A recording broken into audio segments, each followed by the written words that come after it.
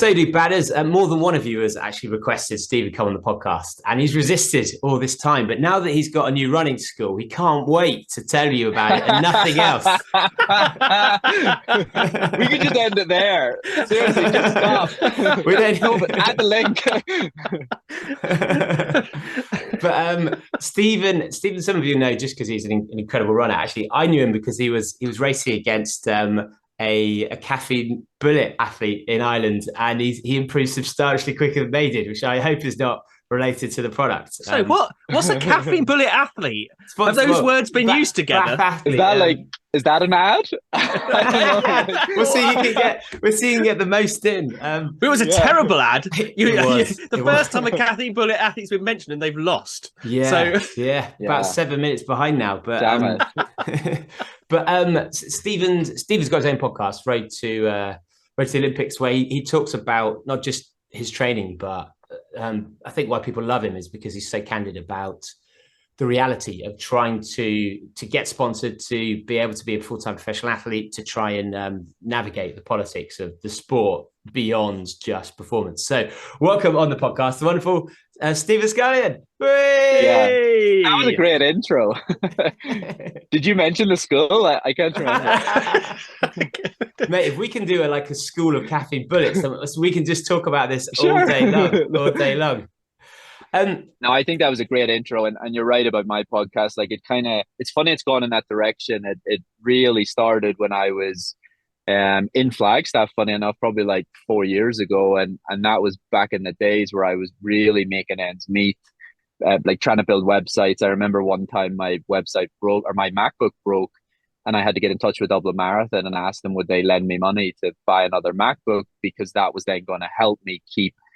If I couldn't generate money, I couldn't stay at altitude, and I had no means back then to support myself. But yeah, it's amazing how that journey with the podcast 4 or 5 years has just really gone from really just trying to make ends meet to, and I mean really trying to make ends meet as in walking out of a breakfast place to get service, to check that I had the money in my bank to cover mine, Scott Overalls, and Stephen Haas, my agent's breakfast.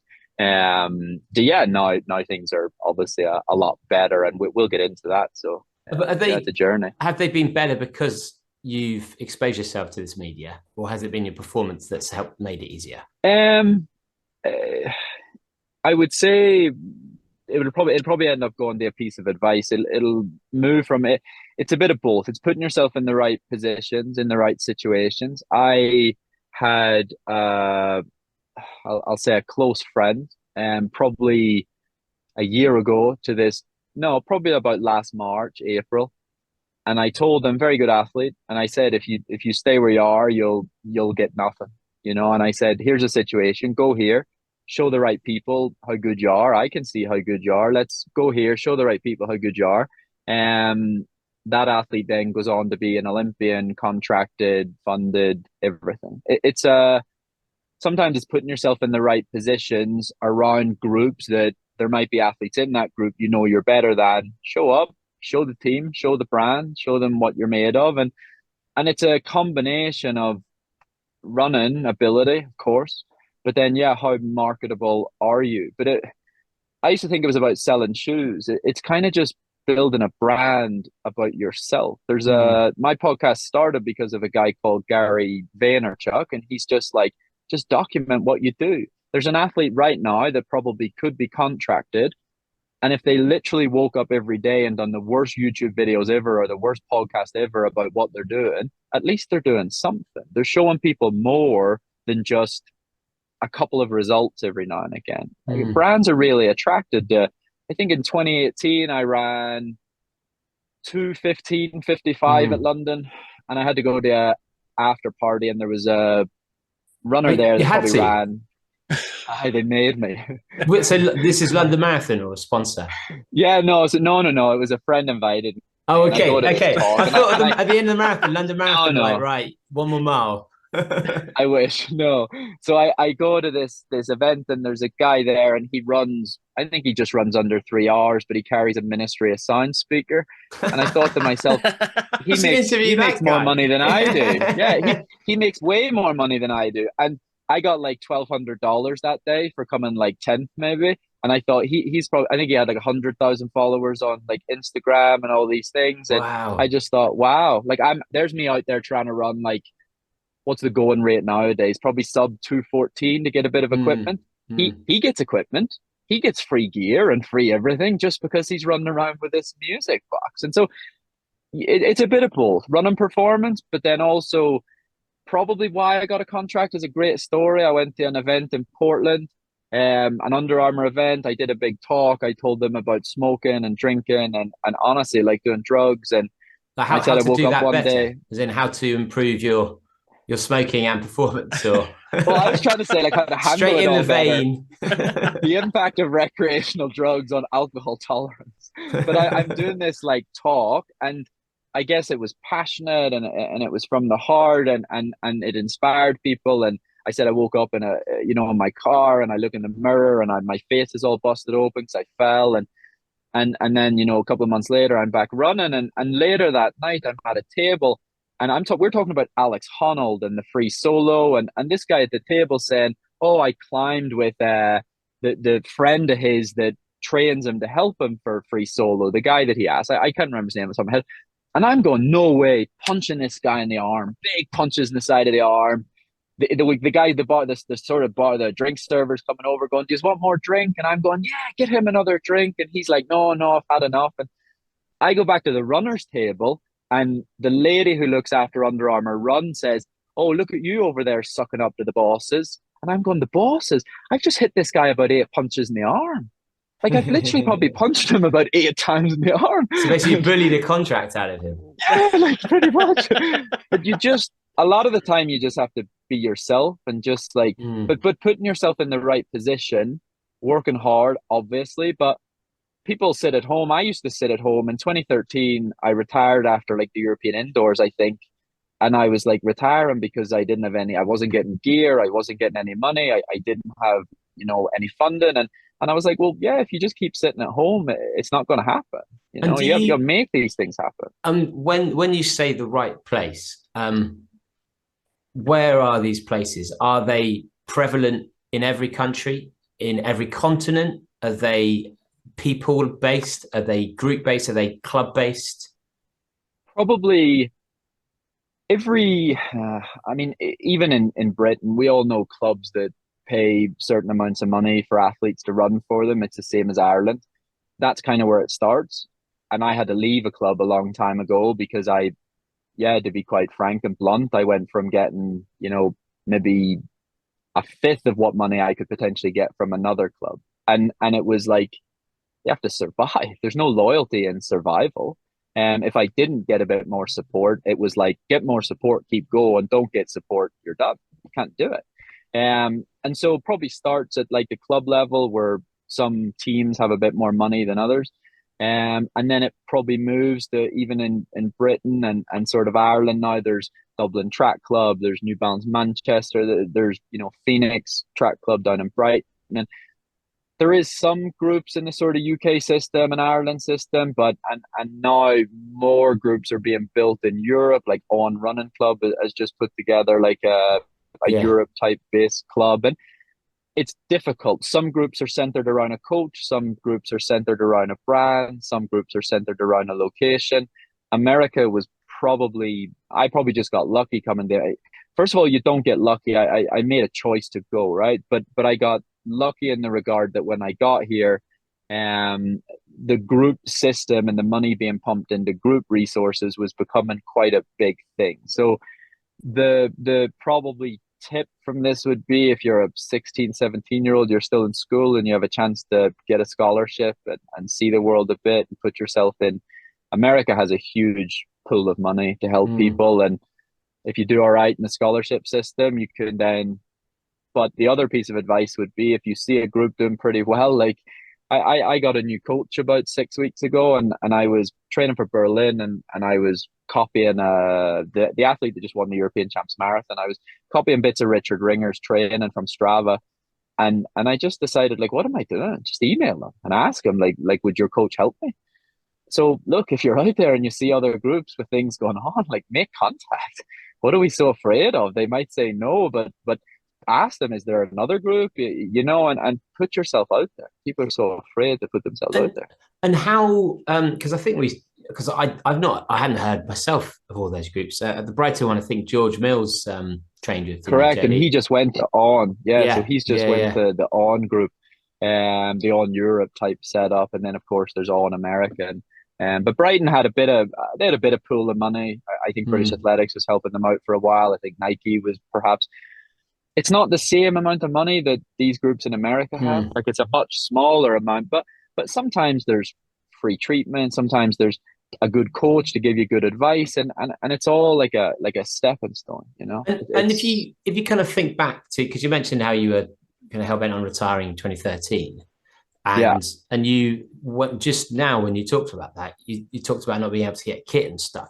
At what point in kind of, if you were to look at the progression of an athlete from kind of 16 through to 30, do you think most athletes have a similar level of expectation of what they can get from brands, like in terms of when just kit is enough, when suddenly money becomes a requirement? Like, do you think there's a natural evolution as you get older that you suddenly realize you're not prepared to put up without cash? I think it makes me think of a few things. It made me think that back then it's funny, I'm still renting a room in this exact same place, but I've came and gone. But I was basically in this attic room in Twickenham and probably paying £500 a month at the time. And was that because you were at Mary's?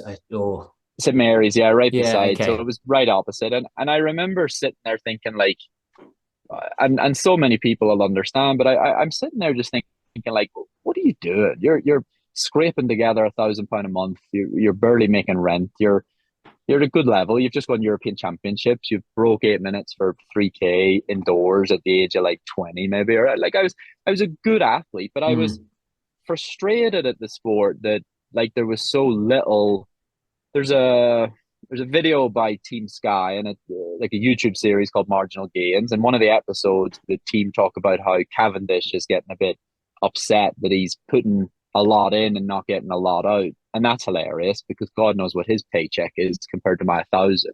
But I'm sitting there thinking, I'm putting a lot in and I'm really not getting much back out. And I wasn't wrong, you know. I wasn't. That was a very fair sort of like argument. And that was kind of the first.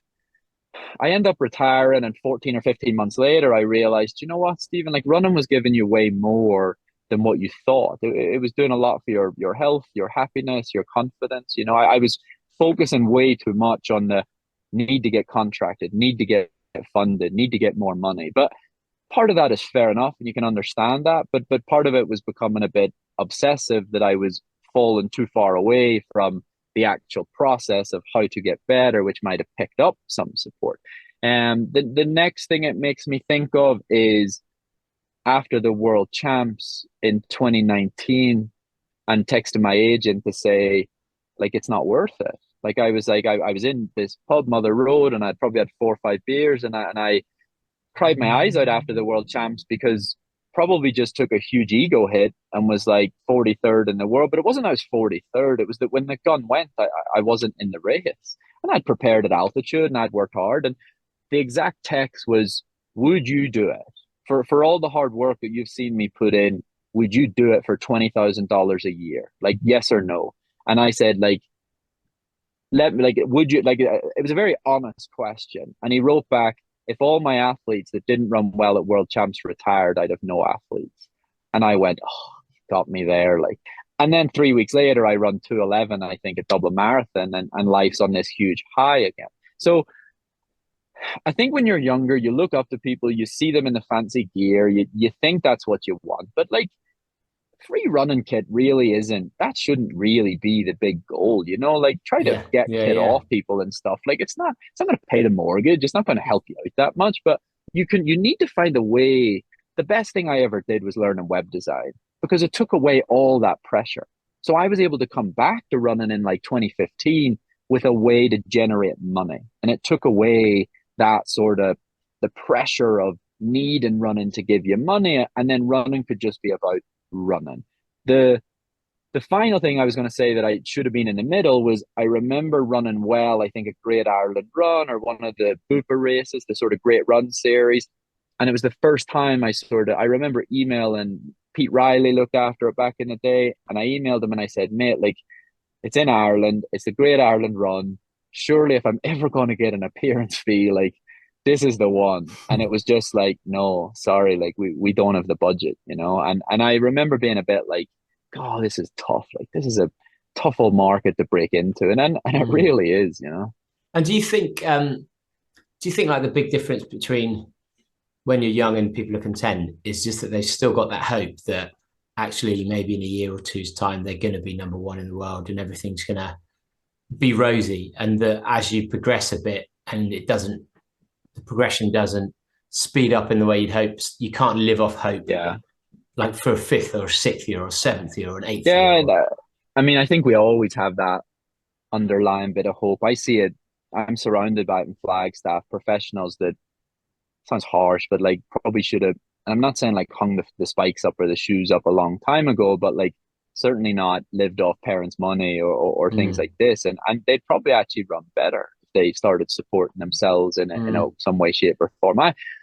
I would imagine every listener, myself and every runner in the world has this like little dream idea in their head that the next start line, that's the big one, you know, like something's just going to click one day and all of a sudden you're going to be, and you always look at it's an interesting one because you always look at your build-ups and everything you've done and you're so like critical on yourself, but only because you think you're better than you are. Your build-up was probably pretty damn good. And but sadly your result was just, that's where you're at. That's the result you deserved. And so often we look back and be way overcritical of our build up, but it's only because we're likely not accepting the result because we have this idea that we're much better than that, you know, result actually was. And then I think you end up in this sort of negative loop cycle and you don't even end up achieving the result you deserve because you're constantly trying to achieve the bigger one that you think is there, but you sort of like forget the process to get to the bigger one is a longer process than just it'll happen in the next one. And in terms of your funding, how much difference does having an agent make?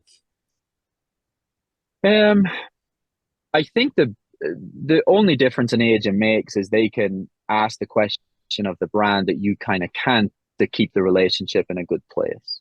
So they probably know value. They know roughly what you're doing, what that's worth, and perhaps a lot of people don't know that. But they can also, if a race says, hey, we'll give them €500, and they can write back and go, well, nah, what about 15? And maybe you'd be afraid to ask for that because you don't want to upset the race director to potentially ruin a relationship for the future.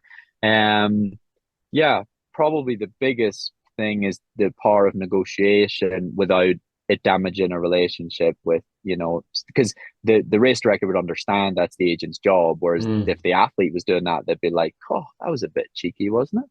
And it probably protects you against that a little bit, but also, yeah, I guess they know value and they think about that. And I joke all the time. I was at a Baltimore Under Armour event about 2 weeks ago, and I was joking with the trail guys. I was saying, yeah, like, cough, they'll pay the flight and give me a free meal. Like, I'm in if they got.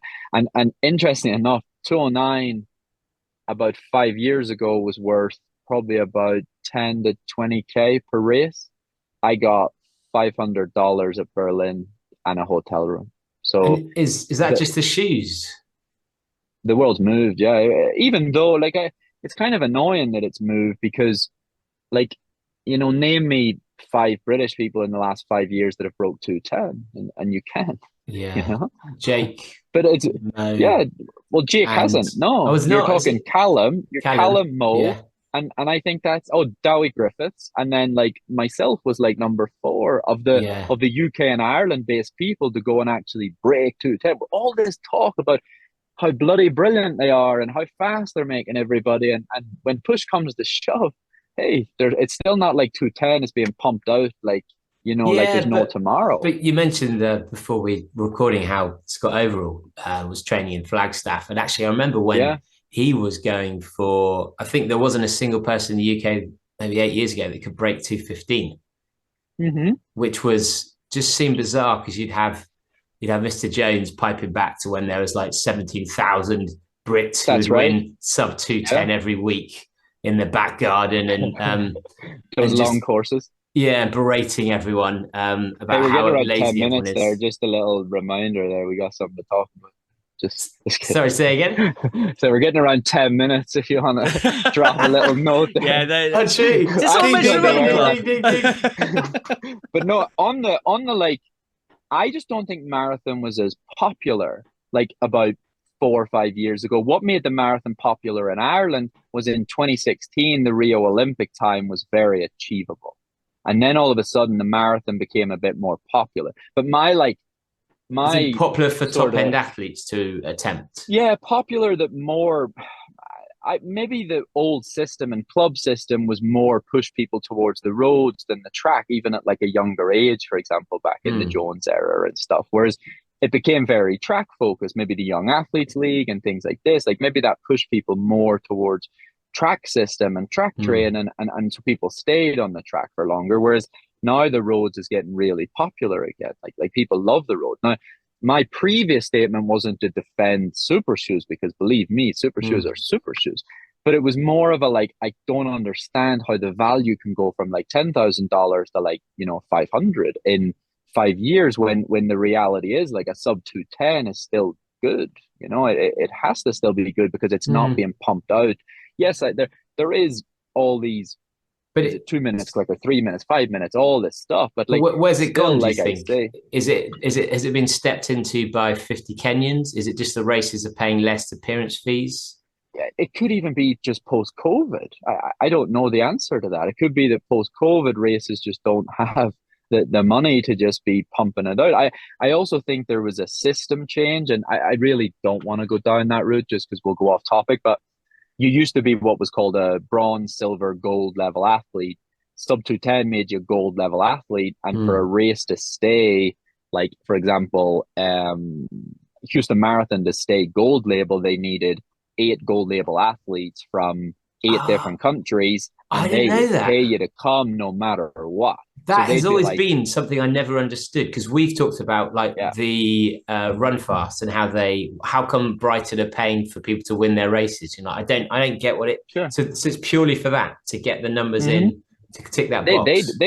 These races would send an email to an agency and say, hey, your athlete's a gold label, will they come run? And the agency can write back and say he won't break 2:30. He hasn't ran in 2 weeks, and they go, yeah, so we'll pay him $10,000 to come run. They keep their gold label status. How long do you keep it? It was never about. I think a race keeps it for a year, as long as they get 8 people to run. How long does an athlete the system's keep it changed?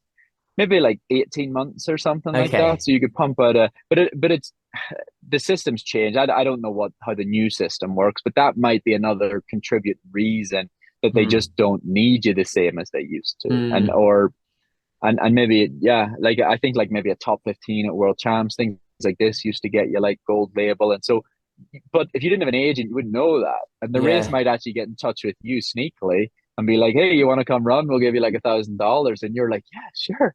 And little did you know, like, you were actually worth a lot more than that, because you were keeping them their status, especially like an Irish runner. There's not many Irish runners gold label. So you counted as another, nation, another country. And do you think because I've never understood that. And it seems bizarre in some ways, because I genuinely think most runners who do a Manchester or a Brighton marathon couldn't give a crap how many fast international runners there are. And if anything, we'd probably like to see a local person. But do you think that's a good thing in that it actually forces races to give money to good level athletes? I'm going to try to link this back now to when you're trying to get a sponsorship and like, well, what are you getting it for? Do companies pay an athlete to be sponsored by them to wear their product so that other people will go and buy their product? I thought at first it was, well, if Stephen Scullion's wearing Under Armour, then more Irish people might be like, hey, I'm going to buy Under Armour. I don't know that that's the case. I don't know that if your local marathon has 10 to 15 really fast runners up the front, it makes it a better marathon. Is it any better than if you put more focus into more? faster. I don't know why is faster the big deal, you know? Why is faster the big thing? But I don't. I guess in some ways though, by having rules like that, it is encouraging the races to pay athletes money. Yeah, I guess for the athlete, it's a great thing. I don't know that was ever their like agenda, was to help protect the athletes. I doubt that was ever the kind of like the goal or why they put that in place. It was probably just, if we're going to class your race as a gold, you know, status race, you need to have like good athletes there that are gold label athletes. But yeah, probably help the athletes out in a really nice way, because it forced the meets to have to pay money. What's happened for a while there since COVID, because there was lack of races available, well, then athletes were quite desperate to, you know, get in races. And so the meet's probably sitting there going, even if this system did still exist, they probably have a wait list of 100 elite athletes that, like, you probably can't get into most marathons now. There was an athlete called Sean Tobin trying to run the Irish Olympic time, I think, trying to run the Irish Olympic time there for Tokyo. And this is a great athlete, really good athlete, but I didn't care because I knew he wouldn't get into a race. I was like, he can try all he wants, like, but he ain't going to get into a race. He's a debut marathoner. There's a wait list of goodness knows how many that want to get into races. It's going to be very, very difficult to even get a start line. And if he does get one, it might not have been the one he wanted. And it's got difficult, even just to get your name on a start line, which I find crazy. And that's all happened in the last like year, that you're kind of like, well, and it's still like that. Yeah, it's crazy. I after come games and I was trying to get into Berlin, it was a very much like I don't know, I might not get in. And you're a white guy that's ran sub 210. You can't get into a big city marathon. You can't get into the elite field. You'd likely get an entry, but I don't know when that happened or why. It must be shoes and the impact of rankings and how many athletes are running. So are you saying you want us to get you a dino outfit so you can run London as a charity? With a Ministry of Sound. Yeah, Ministry of Sound. Is that the point of the... No, I'm gonna run it. I'm gonna run it with a school teacher's costume on. Yeah, do it. Get the records. Don't do Ferry though, because that was my record. I don't want to be destroyed too badly. And from I mean, you speak very highly of your agent. Do you get a sense there are completely clueless agents out there or shark agents out there? My agent is very, very good because he's not easily rattled.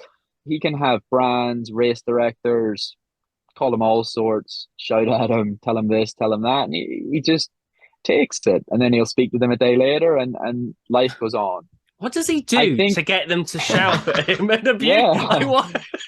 It's just like, well, if an agent or a race director really wanted one of his athletes, that race director or brand is going to like go mad if they don't get that athlete. It's like, well, it's not really the agent's fault, but you need an agent that has good relationships with people and won't burn bridges with certain brands, race directors, etc., etc. And that's so important.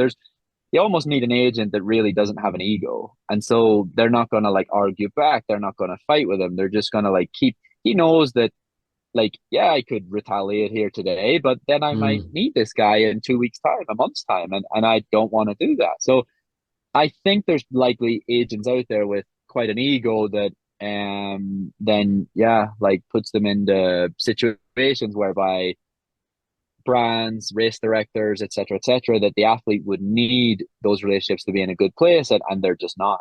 And so that damages the athlete because the agent maybe had a bit of an ego and had a bit of a run-in with brand. And I think with brands and race directors and agents, there's a big sort of, not like ego hierarchy. You know, I'm the big dog, and you really need a neutral. It's quite nice to have an agent that's quite a neutral. And that keeps good relationships, and that's very helpful. What also makes Stephen very good, good for me, was if I probably sent him an email and asked him to do something, he probably waited a couple of days, and that always helped me out when I then changed my mind. A couple of days later, I'd be like, "Hey, I hope you didn't actually contact that person, because I actually don't want to do that race anymore." And he'd be like, "Of course I did." Does he hold stuff back from you? Like he knows that it's that it never. it never gets to you, like, and then you find out later, or anything, you know, and you're kind of glad a bit, or whatever. Yeah, he definitely did in the like contract negotiation type stuff. Like if you're asking, say, an agent to get you like a contract, there's agents that are easily excitable, and so they'll get a email in from Under Armour, and Under Armour just make an inquiry about. We could have referenced Caffeine Bullet. Then you get an email in from Caffeine Bullet. Just so I'm 2-1 up now. 2-1 up. Caffeine Bullet have sent Lion at Road to the Olympics school an email asking them. No, seriously. Let's say Caffeine Bullet does actually email my agent and say, hey, like, we're looking for an athlete, a marathoner, and we're going to pay him $5,000 a year to, you know, run for us and sort of, you know, give us a bit of stuff on social media. And if Stephen emailed me every time, you think they're making that level of profits, but I know. $50. $50. Yeah. It's hilarious. You think they're making that level of profit. $50 bonus not if cash. you win. Win the Olympics. $50. Credit to the store. No, but like, let's say like they send that email and he emails me and says, Scully, wow, you'll love this email. They've offered a bit of money and blah blah blah. And he writes back and says, yeah, I know a guy. And then they don't write back. And if he had done that every time and got the athlete a little bit excited, dude, like you'd be constantly almost disappointed. So Stephen was very good at, he'd wait till he had almost paper in hand, and I'd be the one on to him like, mate, like, is this happening? And he'd be like, just relax, like, I'm looking after it. But he explained that to me as I can't go get people all excited in case these things don't materialize. So once like maybe a proposal comes over and paperwork, then it'd be like, hey, I've got this and you're sorted. And yeah, like I think that it can be frustrating because you want to know more updates along the way, but also like sometimes updates, could be damaging because like seriously, like if you're told that Under Armour's interested and it might be like $20,000, a lot of people would be spending that money before it even comes in. And then maybe it falls through or maybe they're, you know, like Caffeine Bullet, they end up not living up to the expectation. And brutal. They might pull the plug and you're $50. You were like, you're at lunch and you're going, boys, it's on me. I'm flush. And all of a sudden, you know, it doesn't materialize. But on a very serious note, like that was helpful. That was like, yeah, whereas there would be easily excitable agents out there that would get the email and already be screenshotting it and sending it to you, and you know, you maybe get your hopes up and maybe it doesn't come through. And what about situations where there's kind of like, you know, of course, you know, money and any like funded opportunities that may come about. But what about things like strategically putting you in front of people, like doing talks or interviews or things like that, which, you know, how do they decide like what is valuable for you to do that maybe, you know, doesn't necessarily bring an income, but may have another element to it, like, you know, and does that ever happen with the you? Agency? Is this like your agency? No, like that's probably where you have, that's more like commercial agencies would do that, and you're allowed both. You're allowed like a sports agency and then you'd be allowed a commercial agency, but this is where runners don't get it. Runners don't get that. When I started the podcast 4 or 5 years ago, it was because Gary Vaynerchuk said, like, this is the quickest way to punchline that one is 4 or 5 years ago, if I died, there'd be about 40 people at the funeral. Whereas if I died now, there'd probably be like, I don't know, 2,000 people would want to come to the funeral because way more people like you because you've spoke to them and you've related to them and you've built a person around a race result. That's what I did.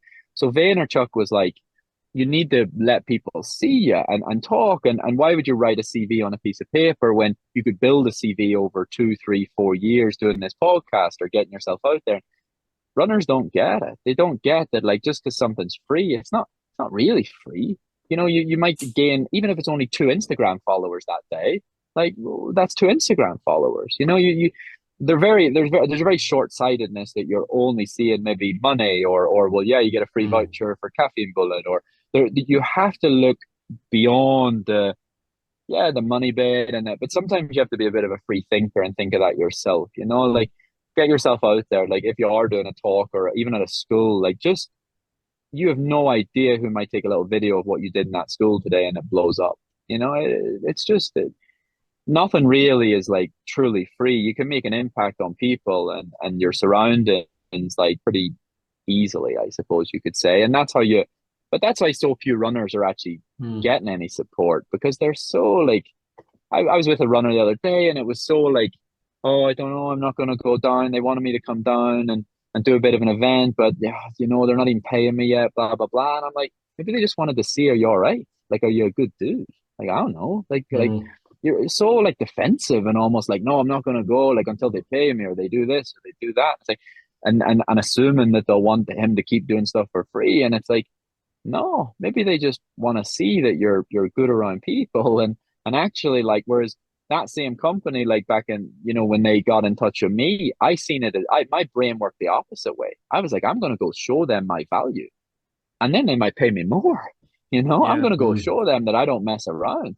And that's how you put yourself out there. But that would be probably 4 or 5 years ago. I'd have been so against like going and doing a talk, or I'd have been like, yeah, like it'll affect my training, it'll do this, it'll do that. But God, is it no wonder there's no money in running? Like that, like we're boring. And that's like harsh, but like we're not putting ourselves out there. We're not, it's difficult because when I was going to start doing the YouTube videos and stuff again, right? I was going to do a thing for Whoop, and they weren't going to pay me. I was just doing a bit of the Whoop recovery, you know, the Whoop recovery wristband thing or whatever, right? And so it's a recovery device. You wake up the next day, it has how recovered you are, that kind of an idea. Sleep tracker, all this kind of stuff, right? So it does like a strain score, which is how hard you've worked that day, and then it does a recovery score the next day. Great, right? Lion 20, joking. There's no discount code. You could try, it won't work. Anyway, use FYB, it's 21%. But I was thinking about what I could do to market this product, right? And most runners would sit down in front of a camera and they'd say, yeah, so this is Whoop and I can show you my app here and here's the score and this is what I did today for training and now I'm going to go to bed. And I was like, nah, do you know what I'd do? I'd run up and down a hill as many times as it took to get the strain score as high as I could get it. And eventually I'd throw the Whoop because I'd be like pissed off that it's still not at the top strain score and I'm like knackered. And then I would go home, do a recovery routine to show people how to recover, and then try to get the best recovery score I could the next day, right? And that's like, now that's a bit more fun of a video than just sitting in front of a camera. But sure, you can't do that as a bloody professional runner. It's like your coach ain't going to set unlimited hills until your bloody strain scores like X, Y, or Z. Or like I thought I could try to run like 3 days in a row a 2:30 marathon and see what my recovery score would be over the 3 days if I could do it. And it would get heaps of views because it would seem like such a cool thing. And even if I struggled, it wouldn't matter. But again, you can't do that. You'd piss your coach off. It's difficult. It's a difficult market in running to make it like cool and I think triathlon's doing a really good job. I think Ironman's doing a really good job on the YouTube type stuff and follow even the Golden Trail series. Like I've watched the Golden Trail series on like Amazon and because it's fun to watch. They film it well. It doesn't really exist in running. So you're never people need poorly presented, the original, but beautifully shot. True. But you can polish a turd. The original question was, would you like go to events? Would you go to talks? Do you do that, etc., etc.? If you're invited to go do anything, go do it. If you're invited on a podcast, go do it. You know, you don't know who you'll make an impression on and what that might lead to. It's literally worth missing your evening run for goodness sake. But the thing with Gary Vee stuff though, isn't it, is that he really does. It's like it's proper putting your faith in it. You have to put your faith in the fact that you turn up to something and there's only 2 people there. You go on a podcast and you've only got 4 people listening, but you keep doing it, and it will pay off because those 4 people, you're going to give them an incredible experience, and they're going to tell other people, and then they're going to talk about it, and and that's, I think that's quite a hard thing for someone that's not kind of grounded in marketing and it's not tangible, is it? No, he says, and it's difficult because it is kind of based on a certain leap of faith that you have to take, and it compounds over a period of time. And the thing that we've talked about, and it was actually specifically in relation to the on running team as well, is like how will, and we've talked about this for a while, the exact thing that you're saying is like how well will, you know, those individuals connect. You know, of course they've got cameras shoved in their faces and they're going to come and people are going to do all the filming around that, but how much do athletes support what they do with actually building their personal brand and building it in a really authentic way, and, you know, documenting what they do and really going along with it, rather than the whole, you know, oh, we're going to take some great shots of you looking epic on an athletics track and everything else, like really getting, you know, kind of like down and dirty as to all these different aspects that you wouldn't see or you see behind the scenes. You know, how much would the brands be happy with that, and doing those kind of things that you're talking about? And I think the other thing that we've said in the past is, you know, if you've got someone who, you know, you talked about the person that's carrying the like Ministry of Sound speaker, you know, and obviously, you know, doing much better because they're, you know, from a funding perspective, you know, not having to, you know, to have the performance associated with it, just because they don't even have to train hard. Exactly, they have to train hard. But if you have, it's like the perfect combination of someone that trains hard, doing really well, but is also incredible on social and knows how to use it and to do that. It's like it's a combination that can totally dominate it, that can hit all the right boxes, but it's never balanced that way. And even with the running teams, they still don't seem to kind of have that kind of balance going on. Because would you say you've found, because I think you've done well because you give an insight and an honesty that doesn't exist out there. Would you say can you think of an athlete who's really high level, who's genuinely entertaining, in a kind of someone who doesn't like running would watch this and love it? Because I think that's very hard to find. But I think that's probably a personality thing. Like I think to be a very good, honestly, I think to be a very good runner, it's not sound terrible, but you either need to be autistic or ADHD or something. You need to have problems, like, but they're not. I have ADHD, and so I'm allowed to say that. But like, you need to have something that in society nowadays is seen as a problem, because that's why you can repeat the same patterns day after day, year after year to get those big results, right? So how then you would, I feel like it's a scale, whereas as one goes up, the other goes down. And so that's the extroverted, funny, like, et cetera, it's difficult to come by. I think a lot of runners think if they're not in this serious character 24 hours a day, it's somehow going to affect the next big race. Like, they can't snap out of that. You know, Usain Bolt was the best example, that he was an entertainer in a way. But in the endurance in the endurance world, I can't think of one. Because I love, people always talk about how crazy fun Usain Bolt was, and you're like, can you name 6 things he's ever done other than at the start line he goes, yeah. And then he maybe said in an interview, I had chicken nuggets. But yeah, he's not a stand-up comedian, is he? Yeah, I mean, like, there's a scale here. It's just he's not like me. He's quite cool, and when the camera's in front of him, he's like. But he was also, when we talk about like polishing a turd, he also got lucky that he was in a business where there wasn't a single string of entertainment. And so basically, if you blinked on the start line, they were like, what did he just do?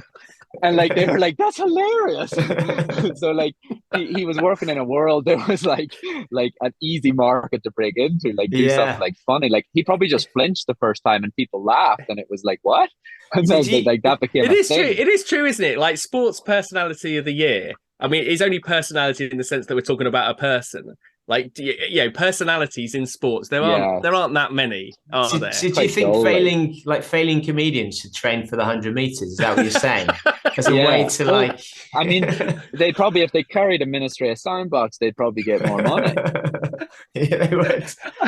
But like, no, like the original sort of comment there, and this is when a guy came to film me and help me with this school, right? And I was talking about Ironman, I was talking about triathlon, I was talking about how good a job they were doing, like follow people, and the first thing I said was, if you're going to get contracted, the brand should put a budget in there to do more like day in a life, to do more. We're going to do like a series here on Scully right up to, you know, his next marathon, whether he fails or not, whether it's good or bad. And people don't want to see you just being amazing. They want to see you like maybe in tears after a session because you're like sad. And then they want to see you adulated because the next session went really well. But they want to see you in tears after a session where it went bad. But then you're like, you know, I still have to go gym, so let's go. It shows the dedication, but it shows the human, and it doesn't. And I thought the brands needed to do possibly a better job of. But even if you self-invested, like the earlier comment we made there was, what if you're going to go to a talk and there's only 2 people there?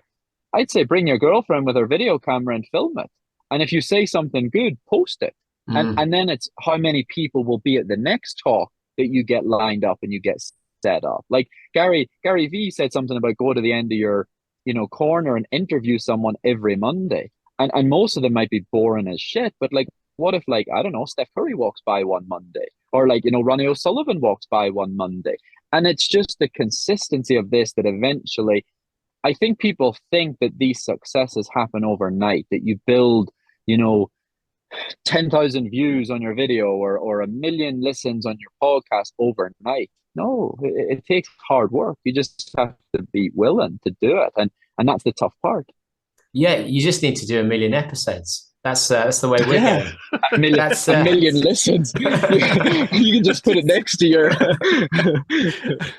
and because the last 2-3 weeks we've been talking quite a bit about Kenyan doping and how there's been 200 right now. Like, yeah, well, because I came back, we were talking about Sierra now a few weeks ago. Turns out Mark and Gogo's been done, the winner. Yeah.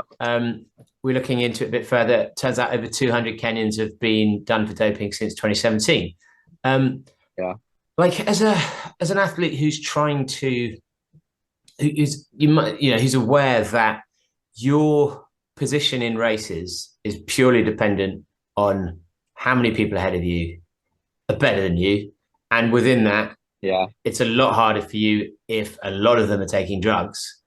How do you feel about your genuine opportunity to compete on a level playing field and to actually gain success in an industry where it clearly seems to, and I mentioned Kenya, but this is prevalent in many countries, many individuals. But how do you feel about the fact that it is so hard to get a start line that doesn't change in the next 8 years because because some of them have been done? Yeah. I should do a YouTube video on it, shouldn't I? And just cheat and then like show people like how much better it makes you. But again, I can't do that. I've thought about doing it as well. But I can't do that one either. Wasn't Icarus supposed to be about that? Yeah. Look how much better I am. Oh, wait a minute. No. Yeah, but on a like the serious level is like I probably used to not care, and then it turned out that, well, 2 things have happened in my career. I didn't make a European Champs indoor final. I missed it by 1 place, and a guy in front of me was a convicted drug cheat. And then when I was second at Dublin Marathon, the guy in front of me, the Moroccan, was also a convicted drug cheat. And so in countries where there is no couple of things. In countries where there's not really a cost, right? So if I cheat, I will struggle to get a job in future. My running school will go to absolute shambles. I would not get sponsored by Caffeine Bullet. Oh, nice. Good recovery. No, I would. We would completely. You'd be our poster boy. You'd be like, at all costs. this guy needed drugs to get good. He's been banned, so he's going to use legal ways to get better. I'd love it. If you've got an ex-drug cheat team, that would be amazing. I'd honestly market it. I'd market it the other way. I'd be like, ex-athlete gets done for drugs from taking Caffeine Bullet. And there was something in it, and then just sell it. People would be like, what? What's in it? I want it. No one knows what it was. No. But it's still in there, maybe. we would fall apart, right? So because companies now would just Google your name, it could be a completely different field of work, IT, it doesn't matter. Convicted drug cheat, trust gone, right? So for us to do that would be like the cost is way too high. In countries where, Kenya, Ethiopia, Morocco, Algeria, come on, I don't think they care. And you know what? Why should they? Do you think I'd beat up on a Kenyan who cheated to support his family. Mm. No, I would not. Like, I'm sorry to get jobs. No. And so it is to sport that you're in, and cheating as probably a means to support family. If you cheat in Britain or Ireland or America, where you could easily have just gone and got a job and you didn't need to do it for the money, that's probably very different.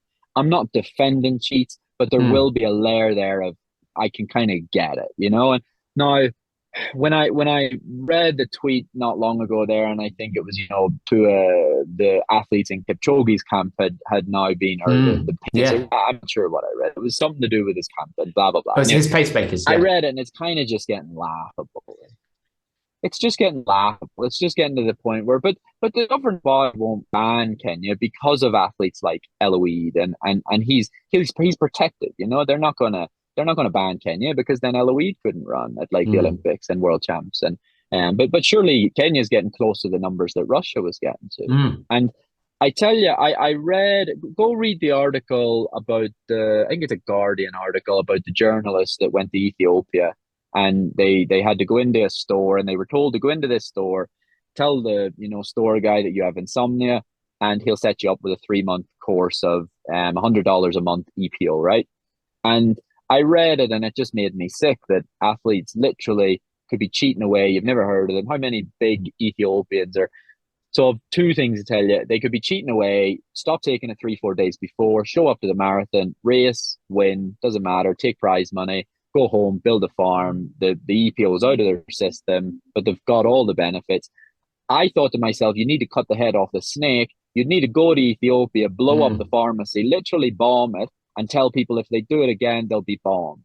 That's it. That's how you would cut the head off the snake, because the athletes will keep doing it. The agents might keep encouraging it, so long as the system is as simple as it is. Walk into a pharmacy, pay $100, cheat, win money, amazing, right? The next thing I'll tell you is that I met a girl athlete in Portugal in 2013, and I thought they were getting a lot of blood tests done, the Russians. Now, the Russians got into a lot of trouble about all this, and they got banned and all the rest of it. But I met this athlete in Portugal, and I feel like there's always marks around her, like honestly, the inside of like her elbows. And I met her because I thought she was fit. I was like chatting her up. I thought, like, I'm in. And so one day we're walking to Villamur, and she goes, "Stephen, I'm bad." And I'm thinking, like, where's this going? Hello. I'm bad. Hello. Yeah, this is exciting. barely speaks English. She's telling me she's bad. I'm a like, naughty girl, Stephen. Naughty bad? Like, how bad are we talking here? I'm afraid. And anyway, like it turns out this athlete was cheating. And she tells me that from, I think she had ran 157, I think, for 800 at the European indoors that I'd been at, and it's when the Russians came top 3 and they sweep the podium. I think, oh no, I think maybe Jenny Meadows maybe got in there, but she told me that she ran like 415 at her best like a year before for like 1500, maybe 425. The jump was ridiculous, and I should have known they were cheating because her training program was ridiculous. It was like Monday, hard tempo. Monday night, super hard weights so that you could do flat out speed work on Monday, a bit tired. Wednesday, tempo. And it's like, no, you can't do flat out speed just straight after like the night before gym session with DOMs. You tear a hamstring, they could. Goodness knows what they were on, but they could. And yeah, it's prevalent, or whatever the word would be. The sport's rife, sadly. And what do you think? What is the answer? Is the answer that we almost need a centralized? I mean, they're trying to do it with the Athletics Integrity Unit, but a centralized testing that removes the testing from the local associations and is done with huge funding. That means there's constant testing locally in every country from a centralized body that has no conflict of interest. Yeah, I tell you, I don't know the answer. Like I mean, I still get drug tested. I got drug tested 5 days ago, maybe. I had to, still have to walk in the bathroom, trunks by the ankles, and give it a go. But it's that. But then I'll not get tested now, probably for like 3 months. It'll come and go. And the drug testers during COVID came to my house and they couldn't come in because someone in my house had tested positive for COVID. And I was like, well, I can come outside, right? Like I offered ways, and the way for me to get out of that, I just had to show them like that person's positive, I think submission or something. And I wrote back and said, sure, anybody could do that. Like I could have been cheating and just said, guys, you can't come in. Like I could literally do that for the next 6 months. And they wrote back and they said, you could have, but they said, but people didn't decide to become cheats just because of COVID. And that's what they relied on, that there was a moral high ground, that you just decided that you thought sport should be fair. How but people become cheats because when they think they can get away with it.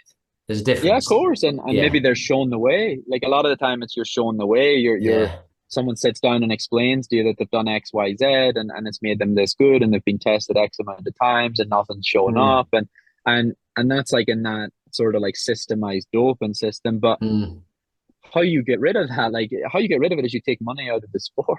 Yeah, that's the only way. Like I'm sorry, but if there's money, people will cheat. Like look at football, like results being corrupted, horse racing, jockeys pulling up.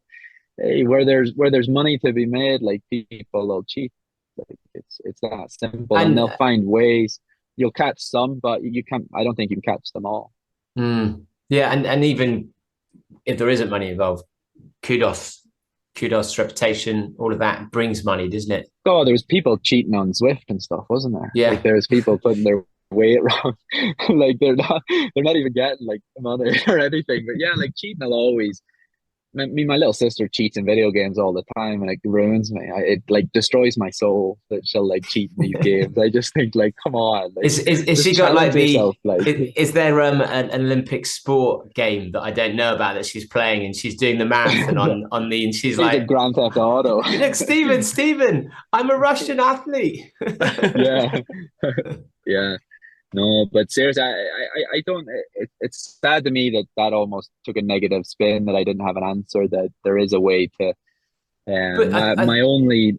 You can sleep well at night knowing that you're clean. That's the best thing you can do. You know what you achieve. You can still try to be better. You can still try to achieve new things. You shouldn't ever be put off that someone else would choose to cheat, because you can't really control that.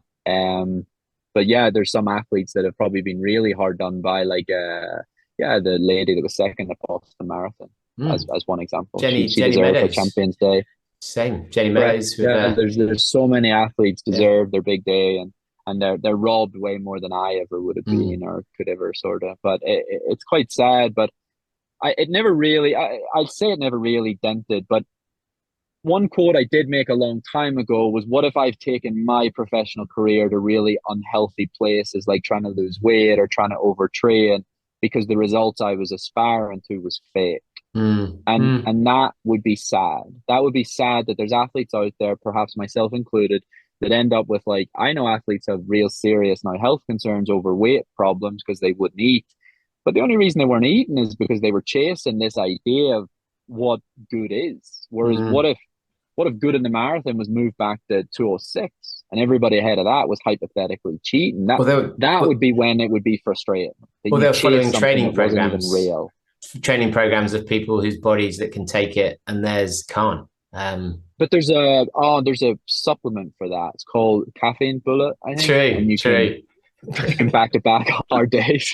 Even when you're tired. Supplement. I'll tell you what, the guy from the Ministry of Sound, he takes caffeine bullets. I'll tell you that. I heard he does. Yeah, he definitely does. He has it in a drip.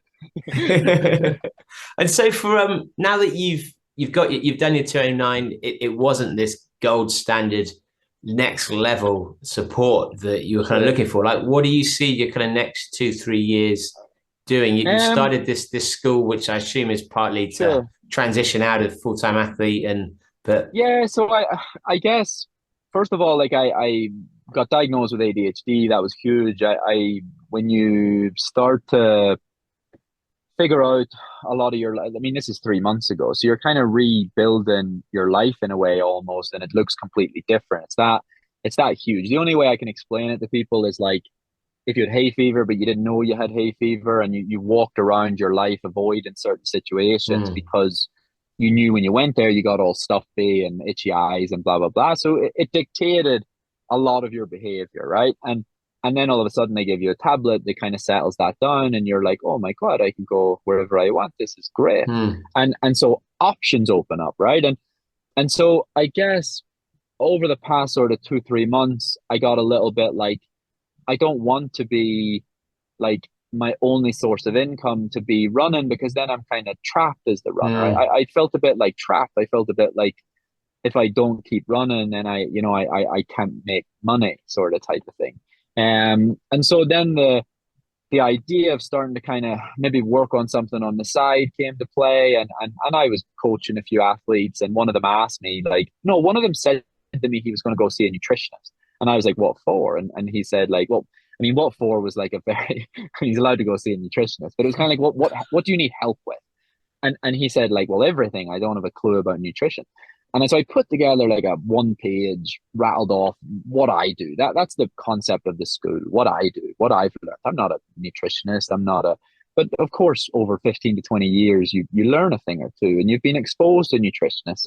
And so I gave them maybe a plan I'd been sent from a nutritionist, and maybe a bit of the sort of dialogue underneath it of why, and this sort of idea. And I thought, like, God, why have I not done that before? I coach these athletes and I tell them what to do in terms of run for this amount of minutes and then run at this speed, but I never tell them how to do it or what to do the other 22, 23 hours of the day. And then the idea came about that I was going to do this guide, like a PDF guide, just more detailed than the little page I sent him. And then the other idea was, well, what I should do is every time I do a page on the guide, I should do a video that explains what I meant, because people can interpret things differently, and they could read a paragraph and it not make sense. And also, writing's not my skill. My what I do is I talk, and I'm good at that. I'm not very good at writing. I might not get my point across. And then it sort of moved from, I was doing these videos, and I was shit at videoing, so I wanted to learn about videoing, and I signed up for a quick video school. And that went, my brain went, you know what? Make it a school. Like it sounds like boring that it's a school, but it works in that way that then I decided I'll do these like 5 workshops, and it's recovery, nutrition, psychology, strength conditioning, and then at the very end, let's help you with your running now. Now that you know what to do around your running, now we can set a big goal, and you can set a bigger goal than you've ever set, because hopefully you have the knowledge of what you should bulk around your training to help you with that big goal. How do you recover better? What should you be eating? And it's just rolled out. Yeah, like the first workshop went live. I think there's 15 lectures. You know, what recovery tools you might want to incorporate. What do I do? What recovery methods do I use? Sauna, cryotherapy, what's out there, better sleep. It's building a structure around the actual running part that I probably have learned over 15 to 20 years. And I probably make these micro decisions all day that I don't even realize are autopilot that other people won't know about. So the school was put in place to help everybody, but then be a maybe like a career type thing moving forward, whereby like you could bring in other, you know, professionals in their category. I could bring in a nutritionist to do a 1-hour class on, you know, professional advice, not how I do it as Stephen Scullion. I could bring in a therapist, just how to be your own therapist at home, because you don't want to pay 250 quid an hour for another one. So just little tips, but you can, just by giving someone a 1-hour class on how to be your own therapist at home, probably takes them from being 0% qualified to look after themselves at home to possibly like 500%. You know, the learning curve in a quick space of time is huge. And you've literally gone from having no knowledge about a certain area to you've got a professional with 15 to 20 years experience telling you. And I've been lucky in my career to be exposed to this advice and these people. And I thought, share it, you know, and that the platform and the idea like exists, or sorry, started happening. And have you got any kind of hesitation that your experience is so focused on being a top level athlete that maybe not all of it is applicable to someone who's running twice a week? And yeah, that's kind of like, well, I mean, I think this, first of all, the psychology section will apply to absolutely every person in the world. And there's two elements to that. One's mental health, which a lot of people, whether they know it or not or have accepted it or not, might struggle with, and they don't know, and we're never taught how to cope. So within that, there's things that have helped me over time that I've been taught that can help you cope. Then there's the discipline, the sports psychology side of things, where people say, well, I don't need, sports psychology. My sports psychology is absolutely amazing. And I say, well, do you ever do a run too quick? And they say, sometimes. And I say, well, do you ever go off too quick at the start of a race? And they go, shit, I see the connection.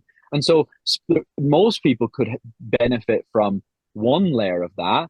The school was also tried to be built around maximizing time, that most people that work full time, and it wasn't built for elites and blah, blah, blah. So most of the guides are like 5-minute guide on foam rolling, or 5-minute guide on a pre-run stretch routine, to make sure that when your run's over, your muscles were maybe a bit better activated before you even went out the door. And perhaps some people only run twice a week, because if they do a bit more, they get injured. And perhaps the reason they're getting injured is because they don't know what strength conditioning is. Or I tried to build it in a way that it catered, 5-minute home gym routine, 10-minute home gym routine, 15-minute home gym routine. It had to be built in a way that people that didn't want to dedicate thousands of hours a week or a month to, the sport, that there was something in there that could still help them. And I also said, if there's nothing in there that helps you, I'd refund you instantly. Because I just genuinely do not believe that there wouldn't be something that somebody would learn, whether it's don't bloody eat within 2 hours of running because your blood glucose goes all over the place. These are things that you just learn and you pick up, but there'll be thousands of things that people will learn that they'll go, oh my goodness, didn't even know that was connected. I've not heard that one before. So if you eat, the Super Sapiens is the glucose monitor. I'm literally wearing it on my arm right now, but I, for the life of me, couldn't. I wore it for about 6 months, and for the life of me, I couldn't get eaten right. I'd eat, I'd watch the graph go all over the place. I'd start a run. The minute I'd start the run, my glucose would just shoot down, straight down, and I'd feel lightheaded. I'd feel dizzy. I'd feel faint, and I'd be like, "You're kidding me!" I bloody, all I ate was maybe a banana or porridge. I ate stuff that. What's the staple for runners? Like peanut butter, toast, and banana, or bowl of porridge with banana. These are staples. It wasn't like I was eating mad stuff. And so I get in touch with them and I say, hey, can I talk to someone? And they put me in touch with their physiologist, and she comes on and she's talking to me, and they expose me to what's called exercise-induced hypoglycemia, right? And if you eat within probably within 2 hours of exercise, right? What happens is, because your glucose levels haven't stabilized yet. I was in before, I think meant as in before. Yeah, so I think meaning after. Gotcha. Yeah. Okay, yeah. Yeah, so then they haven't stabilized. So once you start, there's a big crash, because there's still insulin in your body, and when you start exercise, the body isn't very good at regulating insulin, so it works too much, and that causes this crash. And you can't, once the crash happens, you can't even really recover from it. So the crash has happened. I've been drinking Morten. I've went to a Tesco and been drinking Powerade. Doesn't come back up. It just stays kind of crashed. And then you stop the run, sit down for 10, 15 minutes, and it starts to come back up to a pretty decent level. If you eat 3 hours before, it gives it time to stabilize, and then avoid things like your electrolytes having high sugar, and just be careful with what your water and pinch of salt is probably fine. Definitely fine, but I'm saying that's enough. You don't really need much else. And then 10 minutes to go, you can start nibbling on carbohydrates at a rate of probably 60 to 80 grams per hour, but think of that in minutes. So literally, what people do is 10 minutes before, they get their 25-gram gel, they horse it down their throat, they haven't even started going yet, and the body's going, I don't need all this energy, all this carbohydrate. What does it do? Releases a load of insulin to store it. Boom, crash. It was very, very big when she told me about this, and I was able to start doing this, and my glucose was in a ridiculously different place. I would never understand on an evening run. I was lucky that I used to fast a lot for my morning runs, and that was out of laziness, because I didn't want to get up and have breakfast. Yeah, same. And so when you fast, your glucose is actually grand, because you haven't broken it with anything. There's no, but on my evening runs when I'd have literally been in Bushy Park going like, oh my goodness, I feel awful, like lightheaded and tired and body fatigue. And once she started helping me with that, I could have done instead of 30 minutes feeling like tragic as an evening run, and I hated evening runs. Instead of that, I could be out for 45 minutes, an hour. It didn't matter because I had what was putting me off the evening run wasn't like general tiredness or general fatigue. It was my bloody blood glucose, literally. And just by tweaking a few of those things, all of a sudden I could go on an evening run and be like, oh, it's a nice evening. I think I could do a little bit more. And yeah, that was big. But these are just, they'll be very simple. At the end of every workshop, there's I've literally probably overwhelmed you with so much information. Here's what you should do tomorrow. Do this. Like, I'm more of a punchy, this is what you should just start doing. It'll not take much of your time, and it might have a big payoff. So how can people find this workshop then? The school. If I think it's what is it, www.caffeinebullet.com or oh yeah, you get only one lesson to learn. I wouldn't worry about that website, considering everything they have that that's gone on with it. No, so you can either, I posted little bits about it on Instagram, or you can go to yourolympicsjourney.com. That's like, this was not geared towards professionals or Olympians, but the idea was that, if you wanted to set a goal that, perhaps you wouldn't have in the past because you weren't sure if you could achieve it, and then with maybe some of this help, you feel like you could, well, then it kind of becomes like your own Olympics. This is your own Olympics. And if you don't qualify for the Olympics, you get your money back. Pretty much, yeah. No, like someone emailed me today, and I got someone sending me like a screenshot today of like some like typos in the PDF, and he was like, I'm not trying to be like an arsehole, but I found some like typos. And two things, I had paid someone to spell check and hopefully fix it because I'm not a bloody like English lit person, and also like, yeah, you kind of are being an arsehole. Like, I'm literally just like a bloody runner, and I'm really trying, but they weren't happy about it. What were you like? You're like, you failed. It's a test of your mindset. You're not focusing on the right things. These are all intentional. You have failed. Yeah. But the guide was just like uploaded for free, just like a PDF to work alongside like the lectures. But yeah, no, look, and why I told you that story is because like, this is something I have put a lot of work into.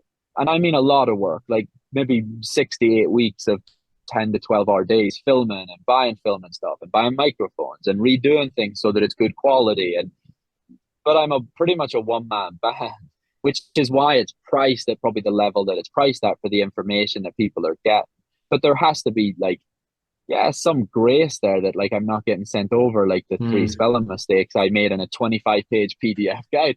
Meanwhile, you guys are uploading the drive right now to read through it, scanning for spelling mistakes. But look, like I think it's going to help people a lot. And on a very serious note, if it didn't, I genuinely would refund people instantly. And it was, I think it still is. It was 75 quid, which I said, if it saves you 1 or 2 trips to the physio, then it's paid for itself, and it will, just with the whole massage stuff, the home foam roll and the trigger point ball stuff, full guides, full talking through it.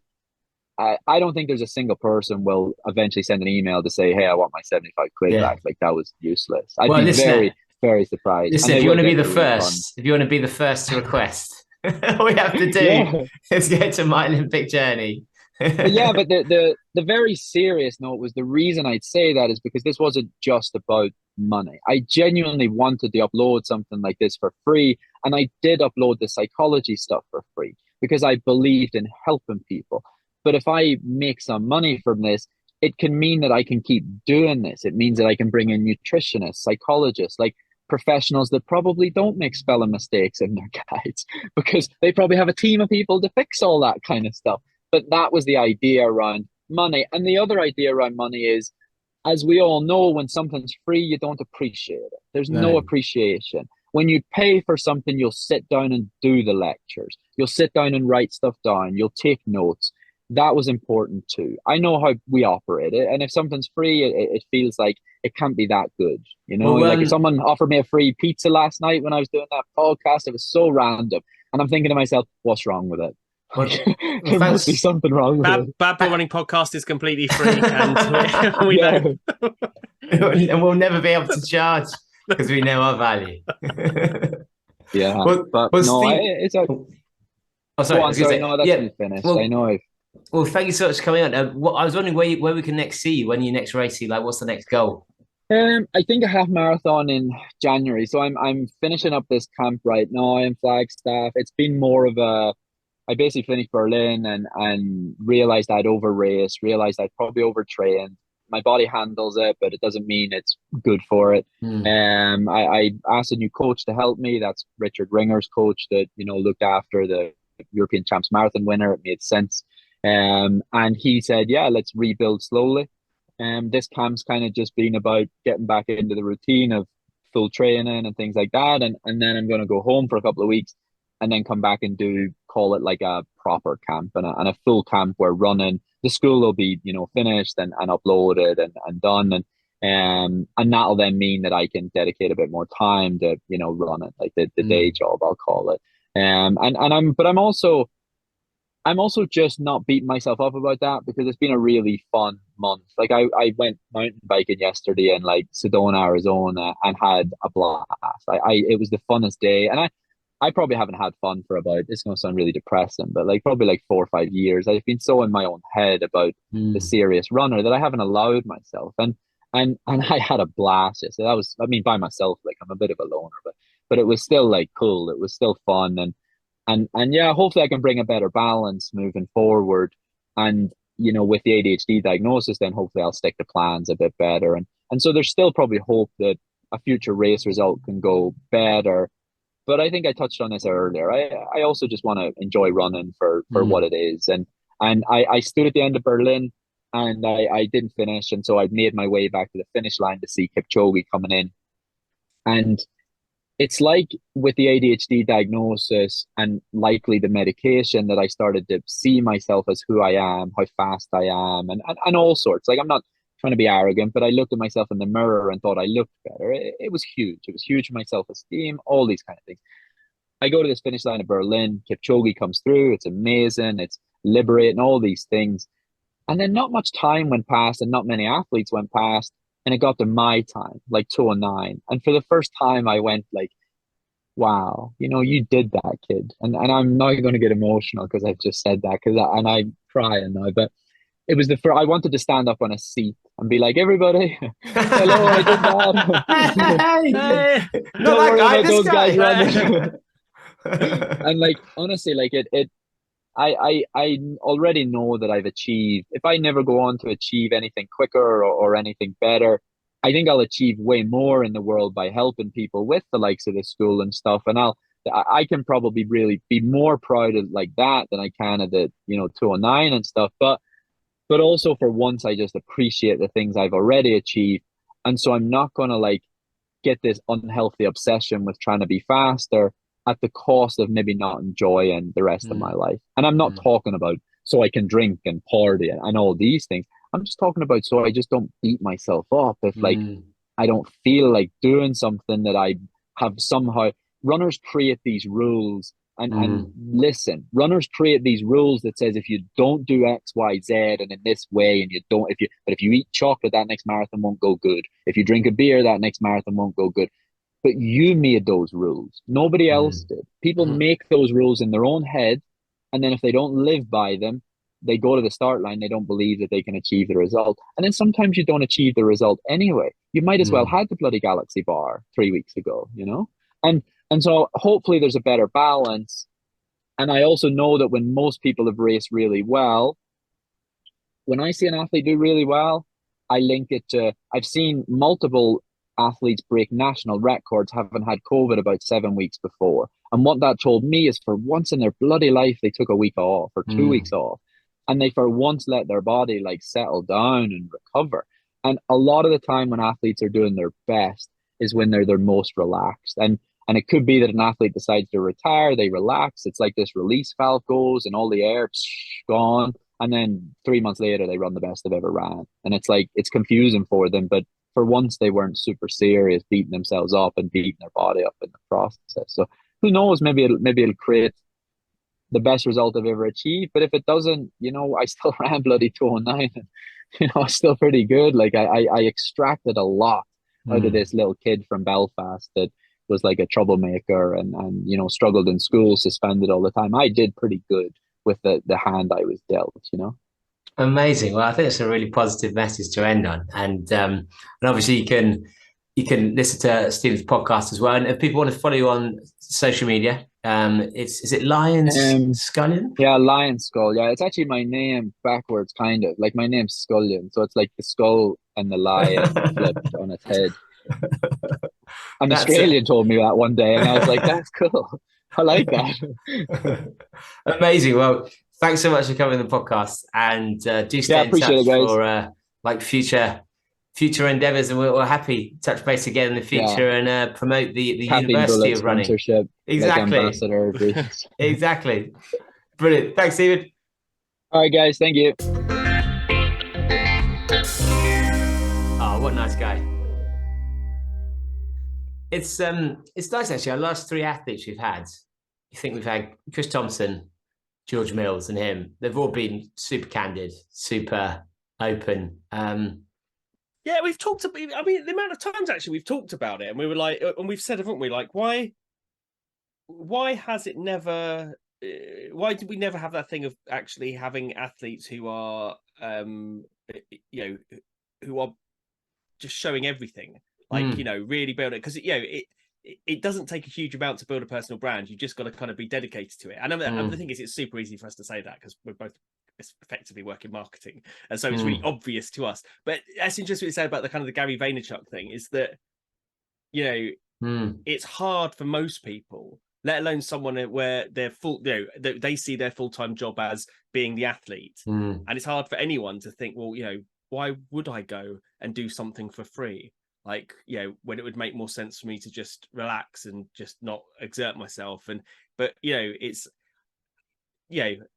that's it. That's why I think that's why, that's why we have influencers, running influencers, because brands want stories, and stories come about because people follow lives. And that's why we have people who aren't necessarily the best at running making a lot more than people who are very good at running, because the people who are very good at running don't do those things, that they don't give their audiences what they need. They don't journeys. Yeah, exactly. And so it's filling a gap, isn't it? It's filling a gap somewhere. And I don't really know how you fix that. I think it's just through education, isn't it? And it's sad that Stephen clearly he's clearly just accepted that there are drug cheats in the world, and realizes that there's just awful, isn't it? It's just there's nothing you can really do about it, so you just gotta lump it. It's just I mean, what a state to be in. Just accepting that that's it, missing out in each of those races by one place to a fucking drug cheat. Imagine you're the biggest marathon in your country as well. That's a biggie, right? That's a big thing to remember. And also, in terms of all of the inspiration he's got, from looking at sports who are doing like this whole thing really well, it being triathlon and Ironman, which again is full of drugs cheats. So there's drugs cheats both in his profession and drug cheats also, in the thing that inspires him to put all this content out. So it's just drug cheats all round. Yeah. Thank God for darts. But do better. If there are any other guests you'd like, so thank you for the several people that recommended Stephen as a guest. If there's anyone else you'd recommend, get in touch with me, david@badboyrun.com, or message us on Instagram, and we'll go out and get them for you. There aren't many names out there now we can't get, so really don't hold back on. It's probably more to do with. No, you're saying the wrong thing. You're saying because you're not leaving enough reviews, because we haven't got more subscribers on YouTube. True. Because every time we get a sponsor, you absolutely destroy them with your criticism and your shit reviews. Then it hinders us There are still people out there. No chance. Because you are jeopardizing us getting those people. So pull your act together, get recommending, get referring. What will our word of the week be for reviews? What do people need to smuggle in? There wasn't too much controversial in what we said. It was really interesting, but there wasn't. I'm trying to think of a.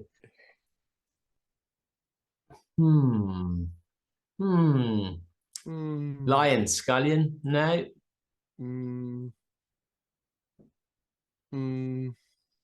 Nick, editor, put something in. What do you want? What do you want? What do we want? What do we want? When do we want it? I'll give you some ADHD.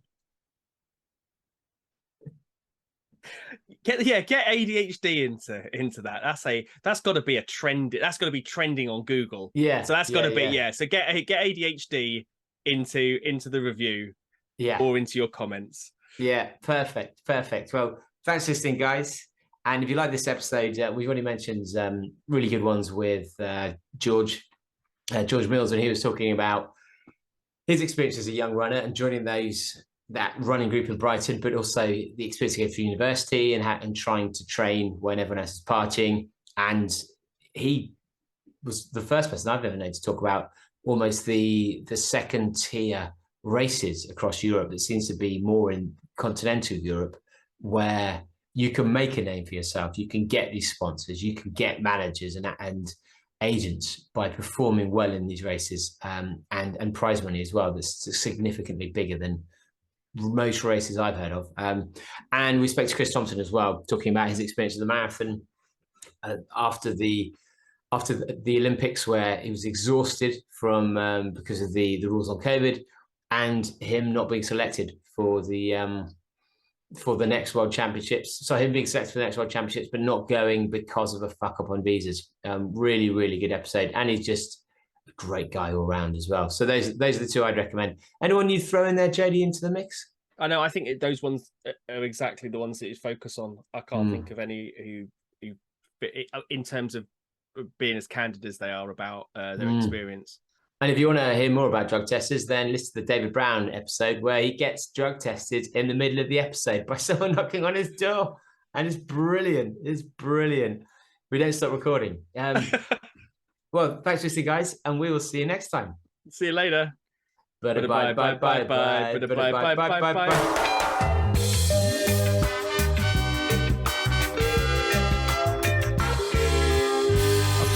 Fuck you, buddy.